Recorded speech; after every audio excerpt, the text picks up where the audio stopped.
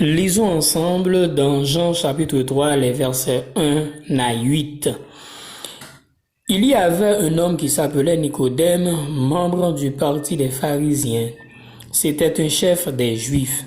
Il vint trouver Jésus de nuit et le salua en ces termes. « Maître, nous savons que c'est Dieu qui t'a envoyé pour nous enseigner, car personne ne saurait accomplir les signes miraculeux que tu fais si Dieu n'était pas avec lui. » Jésus lui répondit, « Vraiment, je te l'assure, à moins de renaître d'en haut, personne ne peut voir le royaume de Dieu. » « Comment un homme peut-il naître une fois vieux ?» s'exclama Nicodème.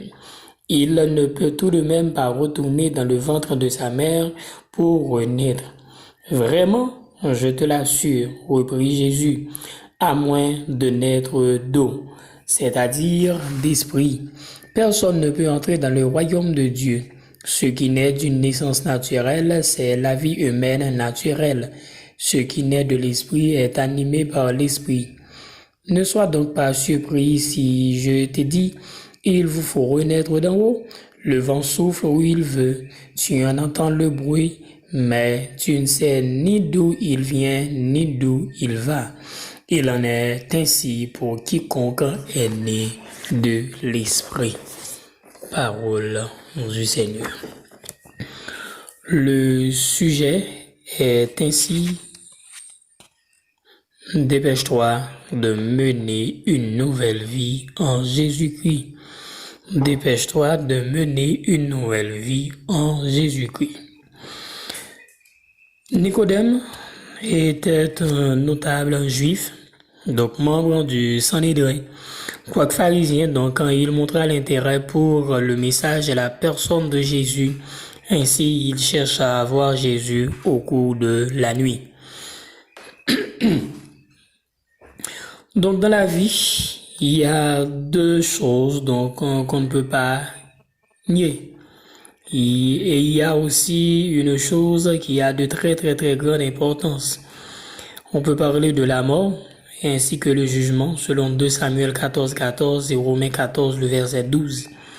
On a aussi Hébreux chapitre 9 le verset 27 et Apocalypse 20 verset 11 à 15. Mais en fait, après, il y a la régénération ainsi que la nouvelle naissance.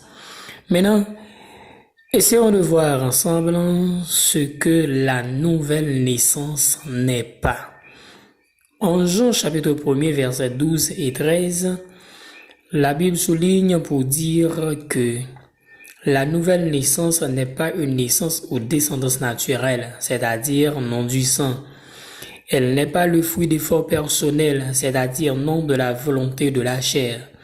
Elle n'est pas le fruit d'une médiation humaine, c'est-à-dire ni de la volonté de l'homme, mais exactement de Dieu. Elle n'est pas aussi un changement physique, c'est-à-dire Jésus montra à Nicodème son erreur en Jean chapitre 3, les versets 4 à 6. La nouvelle naissance n'est pas un changement d'ordre social et n'entraîne aucun changement de lieu. Voir 1 Corinthiens chapitre 7, les versets 20 à 24 et Colossiens 3, versets 22 à 24. La nouvelle naissance n'est pas aussi la compréhension intellectuelle d'une théorie. Elle n'est pas non plus le résultat d'une évolution.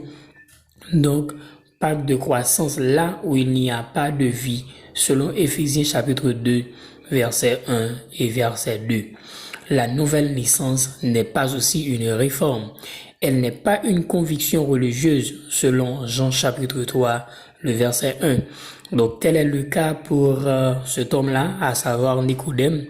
Donc, un homme pieux, un théologien juif, un homme sincère, un homme de grand calibre, un homme d'une grande moralité. Pourtant, Jésus l'a demandé de naître de nouveau. Après tout, essayons de répondre à quelques questions. D'abord, pourquoi faut-il naître de nouveau? Il faut naître de nouveau, c'est parce que la vie n'existe pas chez l'homme tel qu'il naît dans ce monde, selon Jean chapitre 3, le verset 6. Donc la chair étant que nature que l'homme tient dès sa naissance physique, comme un don artistique ou du moins un don poétique est transmis par la naissance physique, de même la capacité spirituelle de comprendre les choses de Dieu vient par la naissance spirituelle. Parce qu'il existe un royaume spirituel que l'homme, de par sa nature pécheresse, ne peut pas voir et où il ne pourra entrer. Voir Jean 3, verset 3, verset 5, Romains 14, le verset 17 et Romains 8, le verset 9. Mais en fait, on peut aussi dire que c'est parce que l'homme ne possède pas par nature la vie spirituelle, selon Éphésiens chapitre 2, le verset 1er, et Éphésiens 4, le verset 18, et 1 Jean 5, verset 11, verset 12. Donc, comme un corps privé de vie physique est déclaré mort physiquement, ainsi la Bible décrit l'homme privé de vie spirituelle comme étant mort spirituel. Selon 1 Timothée chapitre 5, verset 6, et Luc chapitre 15, le verset 24. La deuxième question qu'on peut poser, c'est comment peut-on naître de nouveau? Eh bien, on peut naître de nouveau, c'est en prenant contact avec la parole de Dieu, selon Jean chapitre 3, le verset 5.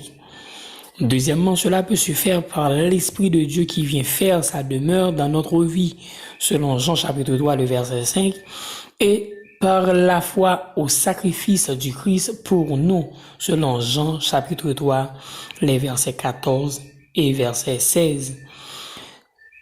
Cela peut aussi se faire par la repentance, selon Nombre 21, le verset 7, et par la révélation ainsi que par la ressource, selon Nombre 21, verset 8 et verset 9, et par la condition dans Nombre 21, le verset 8, la Bible souligne donc ce qui se passait avec le peuple Israël. Donc, il devrait regarder le serpent des reins juste pour pouvoir guérir. Et on peut voir après le résultat final en Nombre chapitre 21, le verset 9. La dernière question qu'on peut poser n'est autre que quand peut-on naître de nouveau? Eh bien, la nouvelle naissance a lieu, c'est au moment où le pécheur lève ses yeux vers Jésus, vers le Christ, et se confie en lui pour être sauvé. Selon qu'il est écrit en 2 Corinthiens chapitre 6, le verset 1 et 2, et en Hébreux 4, le verset 7. Alors, abandonnez-vous vain efforts pour obtenir le salut. Confiez-vous en la personne du Fils de Dieu et cherchez en lui le repos qu'il vous a acquis par son œuvre. Il a tout achevé et le salut qu'il vous offre est normalement complet. Qu'il en soit ainsi pour vous. Merci.